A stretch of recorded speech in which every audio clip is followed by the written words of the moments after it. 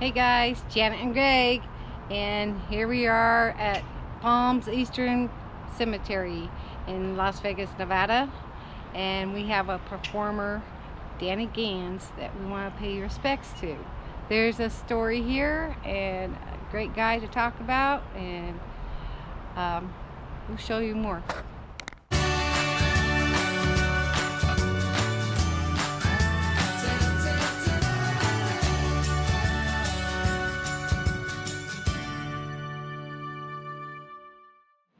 After Danny Gans' death, his cremains were placed here in this spot, and then in 2013 they moved his remains to Forest Lawn in California.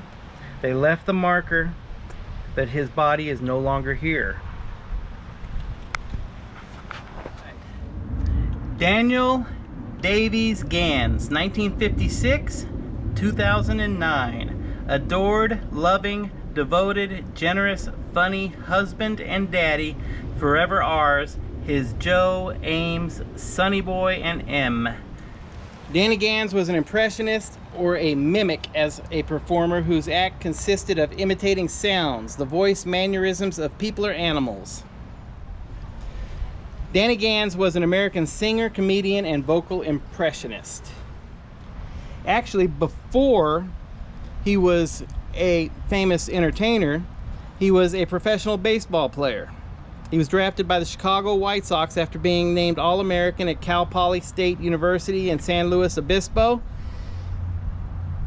And he actually had a small role as a third baseman in the film Bull Durham with Kevin Costner.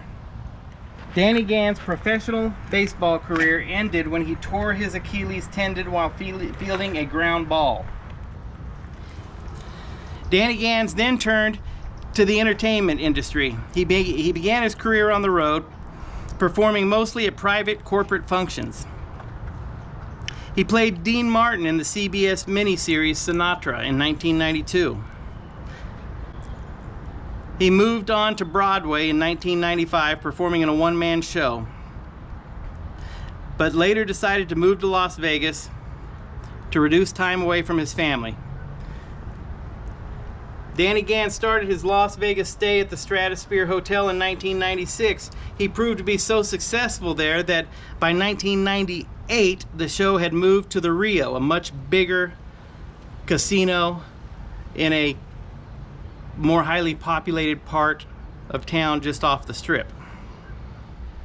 By 2000, he had moved his show again, this time to the Mirage, where the Danny Gans Theater was built specifically for him.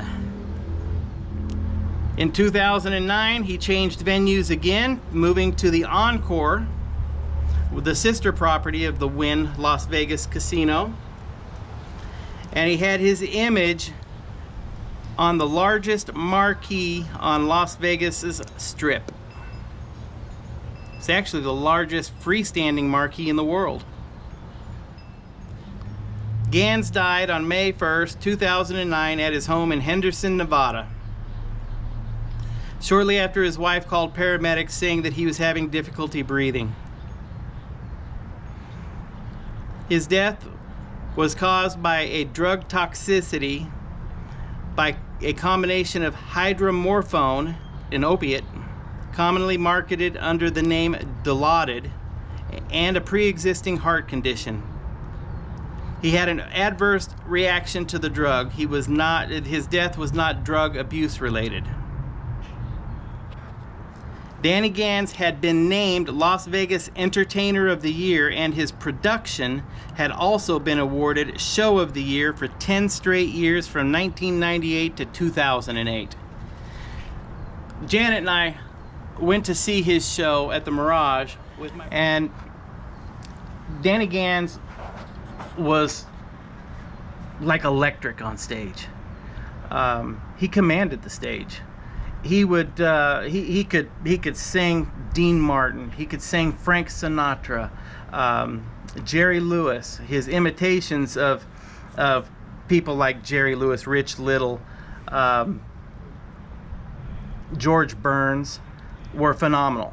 And he would mix the impersonations in between songs, and it almost made a complete storyline through the entire program. But he could do impressions that made you believe that you were really seeing Dean Martin on stage, or really seeing Frank Sinatra. And even though Danny didn't look like Frank Sinatra or look like Dean Martin, he would use facial expressions and glasses and mustaches. Just, he would pull them out of his jacket and put them on right there on the stage and start going into a new impression. And he was just amazing to watch, how quick he could work and go from one character to another and sound perfectly without, you know, imagine if you're doing Porky Pig and then you all of a sudden you go from Porky Pig to doing Brad Pitt or somebody. The voice changes. Most people would have to practice for a second to get that right tone down. Danny didn't.